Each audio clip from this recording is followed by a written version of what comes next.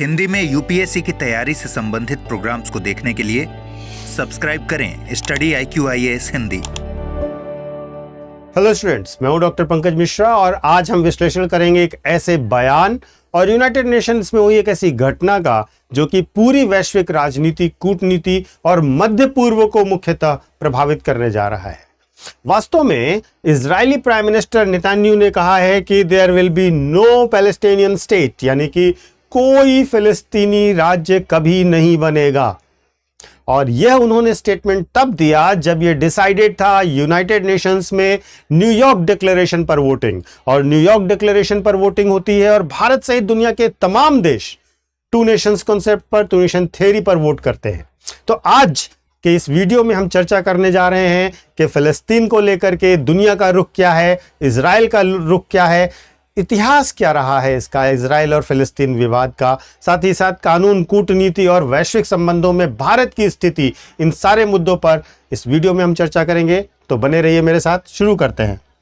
शुरू करने से पहले मैं आपको अपना टेलीग्राम चैनल बता देता हूं, यूपीएससी मेंटोर पंकज सर। इस टेलीग्राम चैनल से जुड़ जाइए क्योंकि यहां पर आपको मेरे सारे वीडियोस के लिंक्स मिल जाएंगे और साथ ही साथ आपको जो भी यूपीएससी के संबंध में अपडेट्स हैं, जो भी जानकारियां आपको चाहिए, और साथ ही साथ अगर कभी भी आपको कोई हेल्प चाहिए, आपको निश्चित तौर पर मैं पर्सनली सहायता करूंगा, तो इस पे जुड़ जाइए।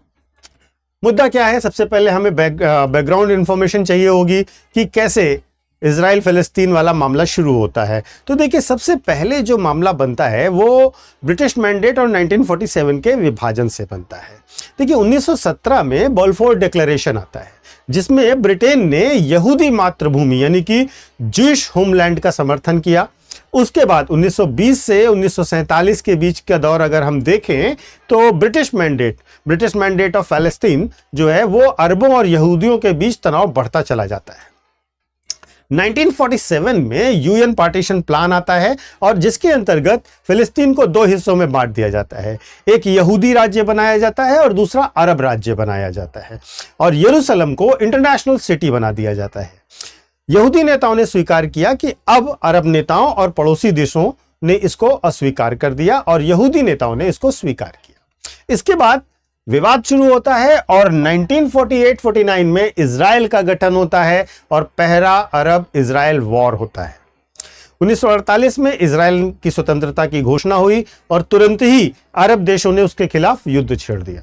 नतीजा यह हुआ कि इजराइल ने यूएन द्वारा दिए गए हिस्से से भी ज्यादा हिस्से पर कब्जा कर लिया और गाजा पट्टी जो स्ट्रिप है वो मिस्र के नियंत्रण में और वेस्ट बैंक जॉर्डन के नियंत्रण में चला गया। लाखों फिलिस्तीनी शरणार्थी बनकर रह गए। ये फर्स्ट अरब इजराइल वॉर के कारण हुआ। इसके बाद 1967 में दोबारा से युद्ध शुरू होता है और 1967 के युद्ध में और कब्जे वाले क्षेत्रों को लेकर के अगर हम देखें तो ये 6 डे वॉर के नाम से बहुत फेमस है। इजराइल ने वेस्ट बैंक, गाजा, पूर्वी यरूशलेम और गोल्डन हाइट्स पर कब्जा कर लिया और इसके साथ साथ यहीं से वेस्ट बैंक और गाजा को, ये जो आप एरिया देख रहे हैं, ऑक्यूपाइड क्षेत्र यानी कि ऑक्यूपाइड टेरिटरीज कहा जाने लगा। संयुक्त राष्ट्र ने एक रेजोल्यूशन पारित किया जो रेजोल्यूशन था रेजोल्यूशन 242।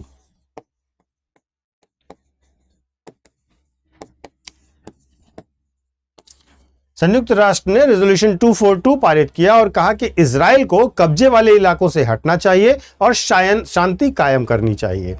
इसके बाद शांति प्रयास शुरू हुए और फाइनली 1993 में ओस्लो अकॉर्ड हुआ। ओस्लो अकॉर्ड हुआ। 1987 से 1993 के बीच की अगर हम बात करें तो पहली इंतिफादा होती है यानी कि पैलेस्टीनियन अपराइजिंग होती है और अंतर्राष्ट्रीय दबाव बढ़ता है। इसी के परिणाम स्वरूप 1993 में जो ओस्लो अकॉर्ड है वो साइन होता है इजराइल और पीएलओ यानी कि पैलेस्टीन लिबरेशन ऑर्गेनाइजेशन के बीच में। इसके अंतर्गत ये समझौता जो होता है, इसके अंतर्गत फिलिस्तीनी प्राधिकरण यानी कि फिलिस्तीनियन अथॉरिटी का गठन होता है। टू नेशन सॉल्यूशन का वादा किया जाता है यानी कि दो राष्ट्र समाधान का वादा किया जाता है, लेकिन यरूशलेम, शरणार्थी और सीमाओं जैसे मुद्दे क्लियर नहीं हो पाते, सॉल्व नहीं हो पाते। अब इसके बाद आज की स्थिति पर अगर हम देखें तो 2000 के बाद से लेकर के वेस्ट बैंक में यहूदी बस्तियां लगातार बढ़ती चली गईं। अंतर्राष्ट्रीय कानूनों के नजरिए से अगर हम देखें तो फोर्थ जेनेवा कन्वेंशन के अनुसार ये बस्तियां अवैध मानी जाती हैं। इवन कॉरिडोर की बात करें जो जेरूसलम और माले एडुमिम के बीच की बात है, अगर यहां बड़े पैमाने पर सेटलमेंट्स होते हैं तो वेस्ट बैंक 2 हिस्सों में बढ़ जाएगा और फिलिस्तीन राज्य का जो भौगोलिक निरंतरता है वो खत्म हो जाती है, क्योंकि यहां पर इजराइल के यहूदी बस्तियां बसा दी जाती हैं। इन सब के बीच में इधर आपने देखा इजराइल फिलिस्तीन की वार, हमास का मामला, ये सब आया और इन सब के सॉल्यूशन के तौर पर न्यूयॉर्क डिक्लेरेशन पर साइन होता है।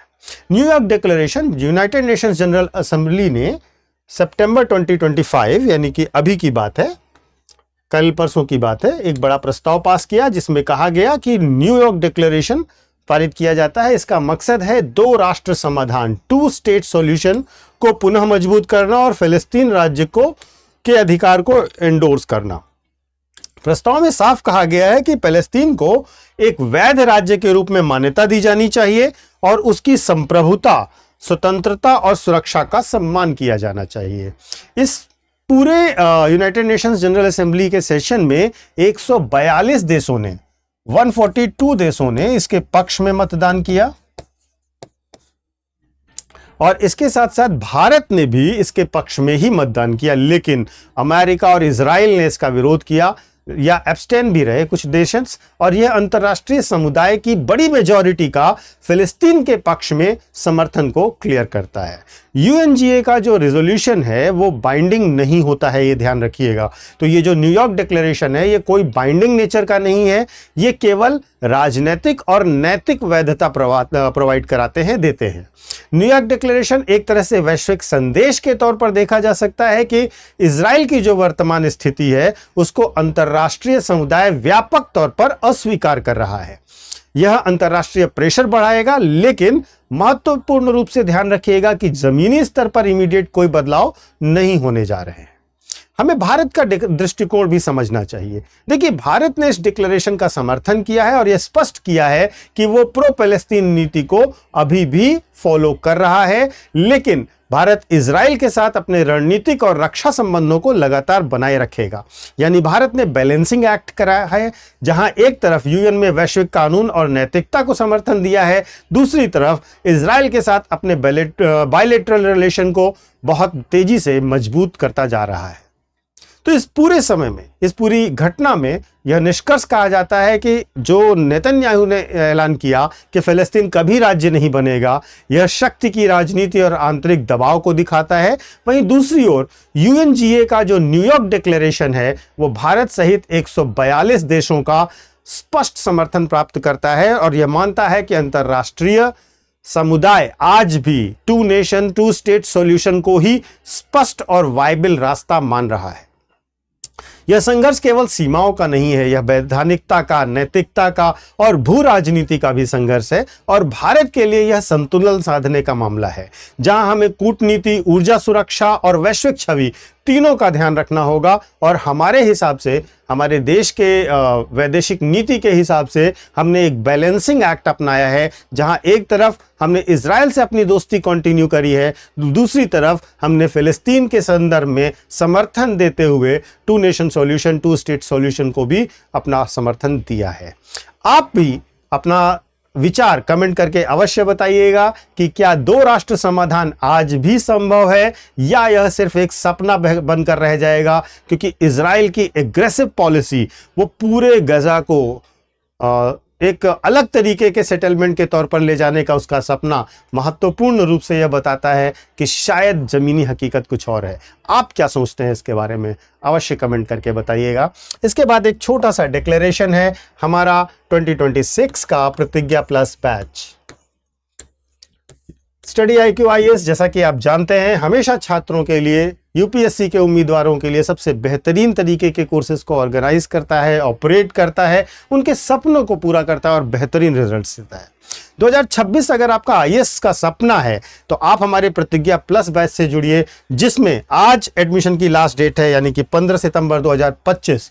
आज अगर हमारे बैच से आप जुड़ते हैं तो आपको 2026 के लिए पूरी तैयारी, स्टडी मटेरियल और बुक्स के साथ साथ 1-to-1 मेंटोरशिप भी दी जाएगी और इसके साथ साथ आपको prelims residential programme, mains residential programme भी दिया जाएगा।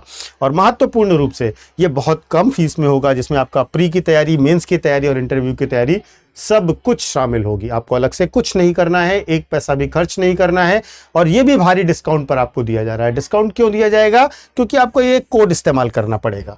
जैसे ही हमारे कोर्स को आप परचेज करने जाएं, आप पीके लाइव कोड का इस्तेमाल करें और इस कोड का इस्तेमाल करते ही आपको स्टडी IQ का, चाहे वो जुडिशरी का कोर्स हो, स्टडी IQ का, स्टेट PCS का कोर्स हो, ऑप्शनल का कोर्स हो, आप कोई भी कोर्स लेना चाहते हैं, ये मेरा फैकल्टी कोड है। इस कोड को इस्तेमाल करते ही आपको बहुत बड़े पैमाने पर डिस्काउंट मिल जाएगा।